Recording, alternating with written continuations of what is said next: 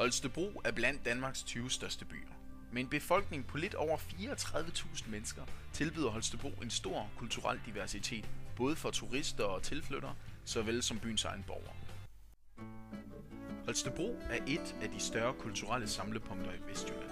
Derfor kan du, mens du besøger Holstebro, opleve for eksempel Holstebro Musikteater, Bazaren, Grædemuren, Anlægget, Sankt Jørgens Springvand, Biblioteket eller Holstebros Domstol og mange flere.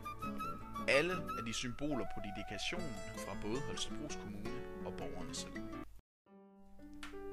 Overvejer du at flytte til Holstebro for uddannelsesmæssige grunde, tilbydes der også en stor mængde af forskellige uddannelser, både gymnasielle og faglige.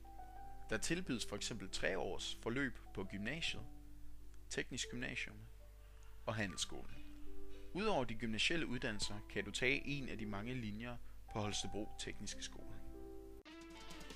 Hvis du kommer til Holstebro for underholdnings skyld, så vil du ikke blive skuffet. Holstebro tilbyder en række klubber, hvor du kan træne din hobby med andre mennesker, der går op i samme sportsgren.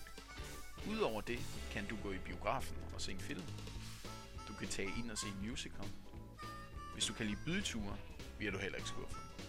Holstebro tilbyder nemlig også nogle af de bedste diskoteker og barer. Mary McGee, Kielgassen og Eastend kan kraftigt anbefales. Ja, Holstebro er ikke bare en god by på grund af alle stederne du kan besøge og alt det du kan opleve, men også på grund af stemningen og menneskene der bor i byen.